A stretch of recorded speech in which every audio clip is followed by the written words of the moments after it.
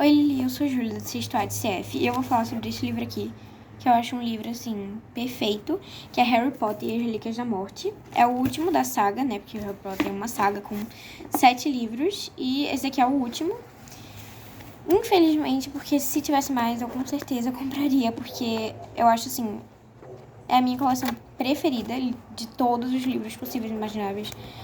Tanto livro quanto filme, acho, sim, perfeitos. Eu acho que vale a pena tanto ver os filmes quanto ler os livros, porque um complementa o outro. A autora dele é a J.K. Rowling. E o nome dela, de verdade, é Joanne Rowling. Só que ela achou que o público masculino não fosse querer ler um livro escrito por uma mulher, porque na época ainda existia muito esse preconceito. E ela assinou como J.K. Rowling, e antes ela não era tão famosa, antes de Harry Potter, ela não era tão famosa assim, então ninguém sabia se ela era mulher ou homem. E deixou meio que um mistério aí de quem era a autora, mas depois, em consequência da fama de Harry Potter, ela se revelou mulher. E ela nasceu em 31 de julho de 1965, ela tem 55 anos. E, assim, eu tenho, assim, só uma crítica negativa pra fazer desse livro, porque, assim, como os outros da saga, só tem uma crítica pra todos os livros da saga, que é a mesma, que são as mortes desnecessárias que aconteceram. Tem mortes que, assim, se não acontecessem, a história ia ser muito diferente e, assim, acho que ia interferir, mas tem mortes que aconteceram que não muda muita coisa, só muda pro lado negativo.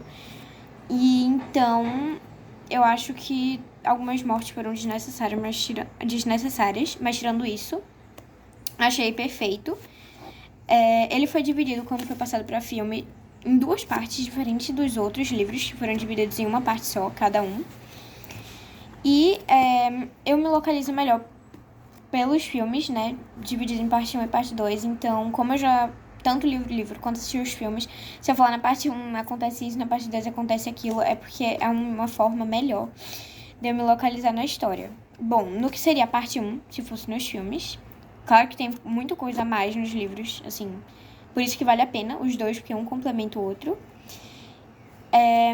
O que seria a parte 1, se fosse o filme, foca na transferência do Harry da Rua dos Alfeneiros, sua casa trouxa, para um outro lugar. E ele tem a ajuda da Ordem da Fênix. E eles fazem essa transferência do Harry com a técnica, no caso o plano da poção polissuco, onde todos eles se transformam no Harry. E durante essa transferência acontecem 2 mortes, assim, na minha opinião, que, assim, foram totalmente desnecessárias, mas eu acho que, de qualquer jeito, uma delas acabaria acontecendo na batalha final de Hogwarts, que, assim, foi a Edwis. Durante a transferência, a Edwis dedurou quem era o verdadeiro Harry, que estava com o Hagrid. E esse verdadeiro Harry, assim, a Edwis acabou morrendo por causa de um ataque por um comensal. E, assim, acho que ela acabaria morrendo de qualquer jeito na batalha final de Hogwarts, porque tiveram muitas explosões e ataques e acho que ela acabaria morrendo de qualquer jeito, mas tiveram mortes que acho que não. Mas a outra morte foi a do Olho Tonto, que também foi por causa de comensal da morte durante o caminho. E também aconteceu um acidente que foi com a orelha do George, um dos gêmeos Weasley, e um Sectum Sempra do Snape, que também é um comensal, atingiu a orelha do George Weasley, e até com isso ele fez piada. Eles, assim, o George e o Fred são os melhores personagens, na minha opinião, em segundo lugar, porque em primeiro Sirius Black, mas eles são os melhores personagens. O Fred, o George, até com a orelha machucada, fez uma piada de que ele tava moco, ou seja, surdo e oco. E, sério, eles botam humor em tudo. Eu acho que a saga não seria a mesma sem eles. Eles são muito importantes pra saga. E também pra descontrair o leitor, porque eu acho que, assim, acho que ficaria meio entediante sem eles. Mas eu achei que, por ser uma saga longa, os livros seriam entediantes, mas pelo contrário, eu amei, assim. Não cansa de ler, você cansa de ler quando você fica cansado de verdade, mas não é um livro que você pararia de ler por não estar gostando. Quer dizer, pode ser que tenha alguém que não goste, mas não é um livro que você cansa de ler por ser um livro que fica repetindo a mesma coisa. Ele não é um livro assim, ele é um livro que toda hora tá mudando ali o que tá acontecendo.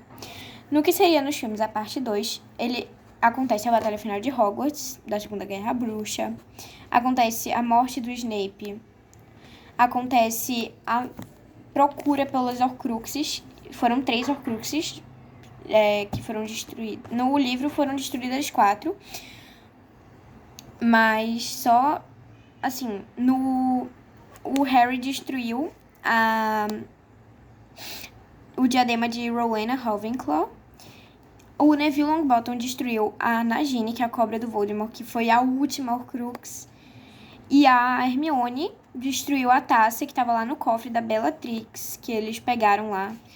Um plano que foi, assim, totalmente arruinado por um elfo, por um duende, desculpa.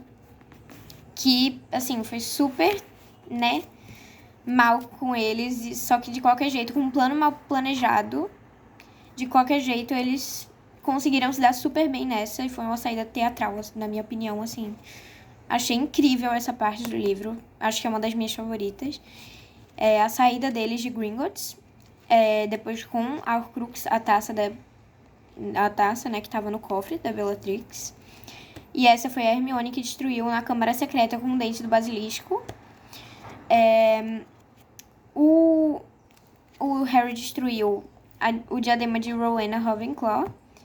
E o Neville Longbottom destruiu a Nagini, cobra do Voldemort, com a espada de Godric.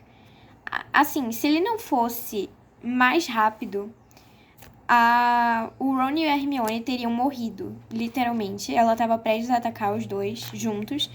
E o Neville Longbottom destruiu ela, assim. Acho que foi uma parte espetacular do livro. E aí foi quando o Voldemort perdeu, entre aspas, os seus poderes e o Harry conseguiu matar ele. E aí, o Harry, em uma parte do livro, teoricamente morreu, só que ele não morreu. Todos achavam que ele tinha morrido. O Voldemort, teoricamente, matou ele, só que ele não poderia morrer, porque o Harry meio que foi um Horcrux acidental que o Voldemort fez, lá em Cálice de Fogo. Então, no final das contas, o Voldemort morreu, né? A Narcisa, mãe do Draco, fingiu que o Harry teria morrido, porque se ele não tivesse morrido, o Voldemort certamente teria terminado de matar ele. Só que como ela sabia que o Draco, filho dela, amava o Harry, ela falou que ele morreu. E aí eles ficam meio que velando o Harry, sendo que ele nunca morreu.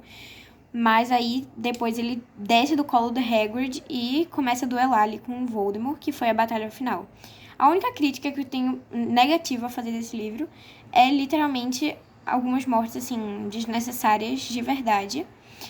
Só que, fora isso, eu não tenho mais nenhuma crítica negativa a fazer. Eu acho um livro que não é cansativo de jeito nenhum. Você só para de ler quando você literalmente tá cansado de verdade. Cansado de querer descansar e não de o livro tá chato. Eu acho que em nenhum dos livros da saga isso acontece. E esse daqui foi um livro que me chamou muita atenção e foi o escolhido porque é, na minha opinião, o livro que tem mais ação, né? Ali a derrota do Voldemort,